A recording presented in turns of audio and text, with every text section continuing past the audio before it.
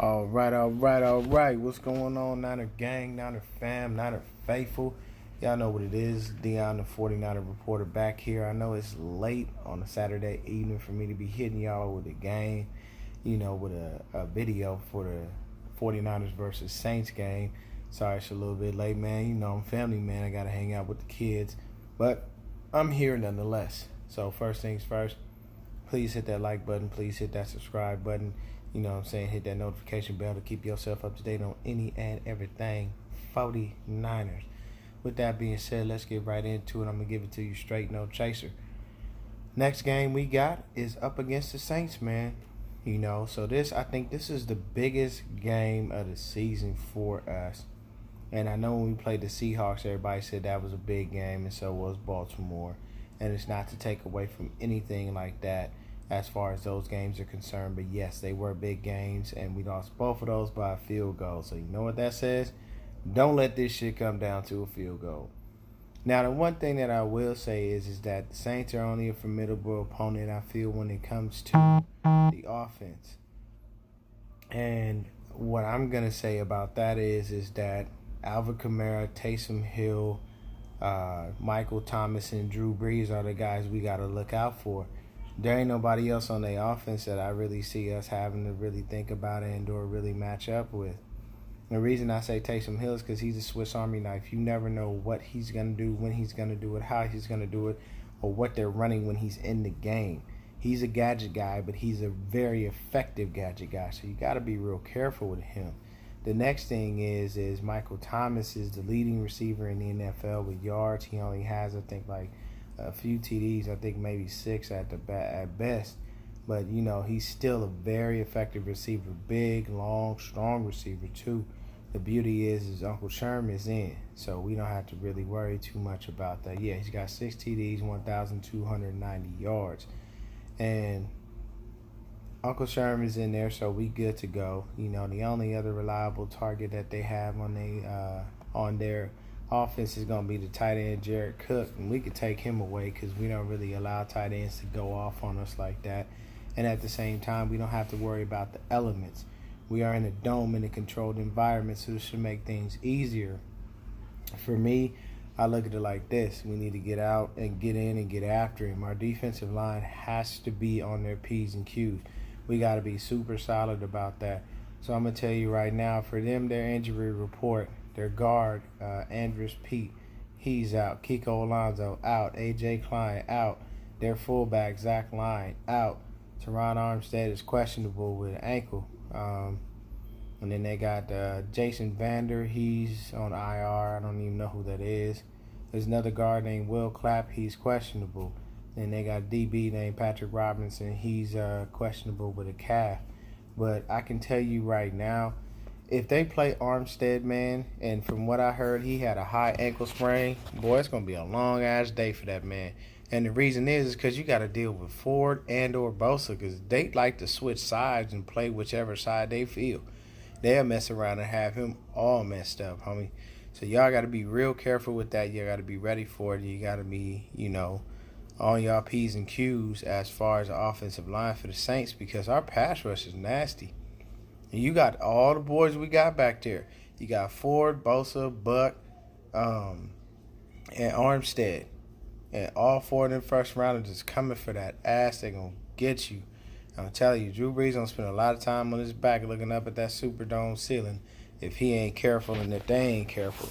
Now, don't get me wrong, Sean Payton is a great play caller. He really knows how to scheme things up, and he's really smart and, picking and choosing what he likes to do to attack a defense.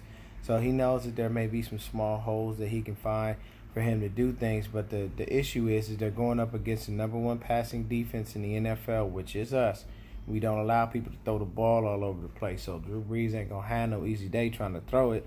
And then at the same time, the only way they could probably try to get us is if they run up the middle because that's what that wide 9 is susceptible to, is those runs up the middle because, that's how they gash the defense.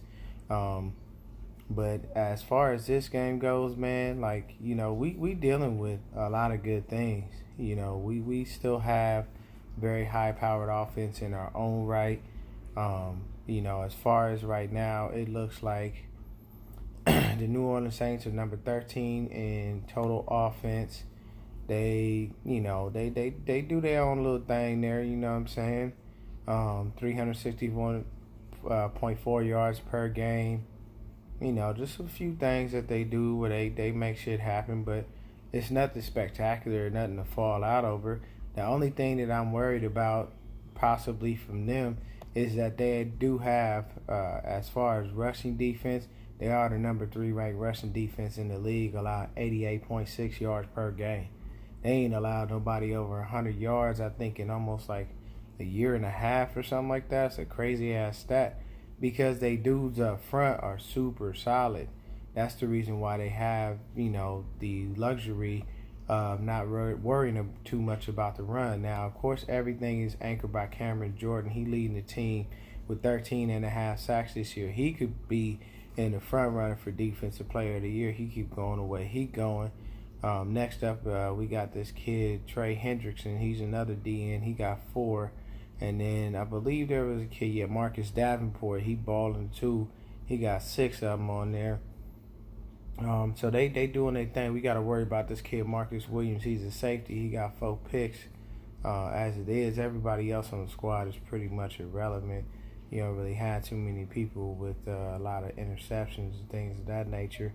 So it's going to be a beautiful situation for us. We just got to make sure that we stop. The key guys that I said is Michael Thomas, Jared Cook, Alvin Kamara, and Drew Brees. And Taysom Hill. Those are the main guys that we have to key in on, stop, and make sure that we get them, get them right. It's really easy for us to kind of get lost in the sauce when it comes to these dudes because Kamara can be used as a receiver. He could be used as a running back, and Sean Payton, once again, is a great play caller. He can draw up a lot of different things for him. And then at the same time, with Taysom Hill, like I said earlier, he's Swiss Army knife, so you don't know what he's doing, when he's doing it, or how he's doing it. You just got to be ready to defend the dude at all times. And he takes a hit, and he gives a hit, too. Like, dude is a viable runner. He's a viable thrower. He's a viable catcher. So that's the thing. When you don't know what he's doing, it's hard to game plan for him. So it's just keeping your eye as a defensive player on the film, watching what he does in different formations and knowing, okay, he can do 2 or 3 things on this one, or, he likes to go to this and this play on this down and distance, and just keeping your mind about, what's going to happen and what can happen so you prepare yourself to try to come at him from whatever angle you see fit based on the movements, the things that he does, the small little subtle nuances. I remember years ago, I heard Chad Johnson in an interview, and they were talking about why Darrelle Revis keeps shutting him down. So Revis said, the reason I know how to shut you down is because I found a tell. And he said, when you get the ball, you tug on your right glove twice every fucking time. I saw that. So I knew when to defend you and when not to defend you. I knew when the ball was coming your way, so it was easier for me to be able to either pick it off, knock it down, or intercept it. So it's just watching those small, minute things that will lead you to a W rather than to an L. So pretty much, to be honest with you, on a defense, we only have to worry about really their defensive line. And then, of course, like I said, the safety Marcus Williams. I'm not scared of their DBs at all. They don't want no problems with young Debo. I mean, E-Man should be out there working. He fine. He healthy. I don't see nothing wrong with him. Everything should be copacetic with that. And then when it comes to us on offense, we get Matt Breida back. We get Joe Staley back. You know what I mean? So, everybody's pretty much healthy. The only guys that we're missing is just Sheldon, not Sheldon Day. We're missing possibly DJ Jones. I know Tart's out for this one, so Marshall Harris has to start in his place. I believe we re-signed Anton Exum to, just have another backup there, man. And he was out there on the free agent market, so we did. We cut Chase McLaughlin. So that says we going all in on Robbie Gould. And here's my thing about Robbie, man. And the issue that I have is that he just keep missing kicks. Everybody's saying, oh, well, he was over there earlier in the game before Baltimore yelling at Mitch Wisnowski. But, bro, you can't keep yelling at Mitch. And the long snapper, Kyle Nelson, is back, so you don't have no fucking excuse. You need to make these damn kicks. Period, point blank. If we come to another fucking situation where it's a damn 3-point field goal that's going to win us the game, I'm worried. I am a legit worried. Because when McLaughlin did it, he hooked that shit left. When Robbie Gould did it, they keep trying to make an excuse and say it was tipped. I don't know if it was tipped or not. Period, point blank, bro. You got to make the fucking field goal. But Shanahan should have called a better play to be able to put him in a better position and get him a little bit closer for that. Like, you don't want to try no long-ass field goal in the rain. There's just too many negative things that could happen for you to be able to try to make that motherfucker. You know what I mean? What if he hiked the ball and that shit, slide past somebody? It's too many different things that's not going to work when it comes to trying to kick a long field goal in the rain. They should have tried to get him a 30 or 40 yarder at best, just to be able to just put it to rest so we know what's going on. Because we paid him all this fucking money and he ain't been making shit. Robbie been on a really bad streak, man. He ain't been looking too good as far as that's concerned. But I mean, we got to do what we got to do on our end. We still the number 2 ranked rushing offense in the league. So that's the last thing that we need to worry about. As far as the Saints, they number 17. So that should make it a little bit easier for us as far as the team, to be able to alleviate a little bit of this. Because we've been facing some really top-notch rush games. And we've been getting gashed, man. We got to get our run defense back to the way it was in the first few games. Those first couple of games, man, people wasn't shutting us down on the run for nothing. We wasn't letting nobody run nowhere. And I kid you not, man, that Cardinals game came and we just been downhill from there. But I still got faith in the D. That doesn't shake me at all. I mean, sometimes when you great at one thing, you might not be as good at it as the other. There are chances where you could get both and you could get that. But for me, I'm saying period, point blank. We shut down the dudes that I talked about, and then we attack with these guys. We attack with Matt Breida. We attack with Raheem the Dream. We attack with touchdown TC. We get him with Debo. We hit him with E-Man. We hit him with Mr. Kittle.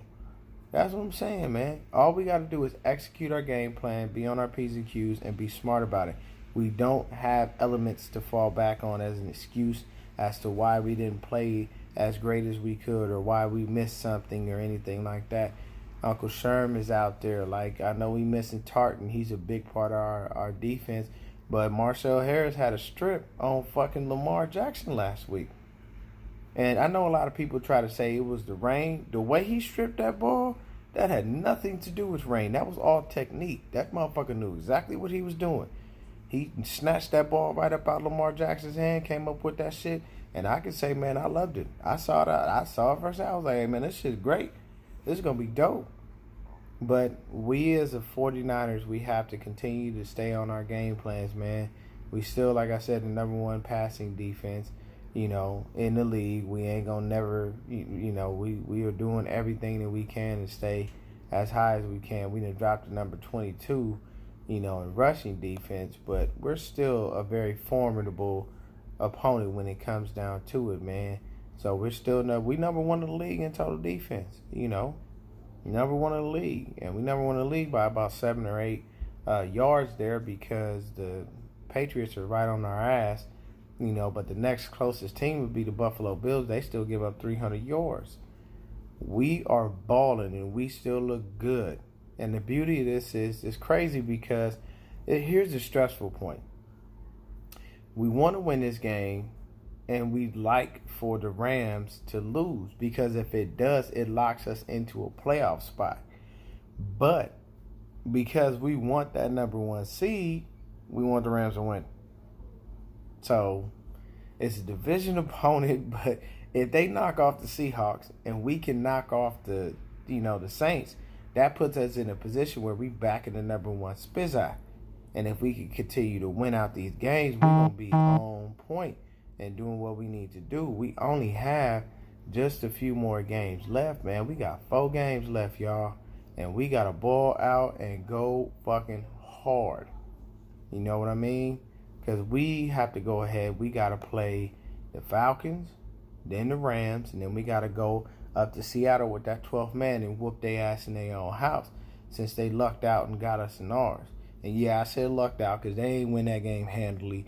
Like for me, our 2 losses this season are losses that I was okay with because we fought and we barely lost.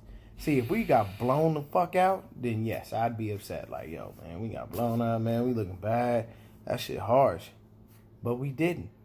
And that's the thing that I'm okay with. Like, when you lose, as long as you lose and you fought and you only lose by a couple points or 1 point or 2 point or 3 points, something like that, it makes it easier to absorb because you're not having to worry about, is your team good enough, or are there things that you need to fix, or should we put this player in versus that player? You don't have to worry about all the variables. You know, basically, you lost that game on a hard situation, but you fought as hard as you could. You did everything that you were supposed to do. So for us, long story short, people, we finna make it happen. This is a game that we should win, that we will win. I'm telling y'all right now, my score prediction, like I said, is 34-21. I know the Saints are going to score some way, somehow, because we can try to slow down Michael Thomas. We may not be able to stop him.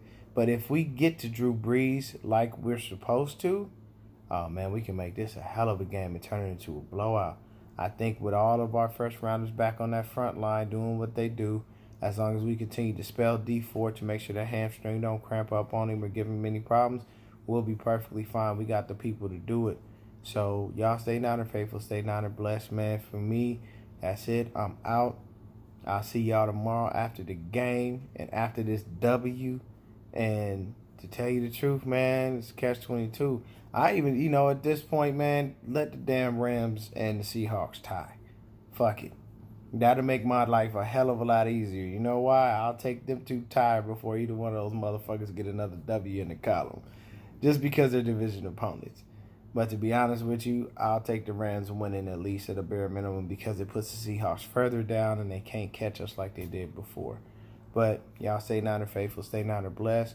I'm Dion, y'all 49er reporter. I'll see y'all after the game, man, after this W. Bang, bang, Niner gang. Peace.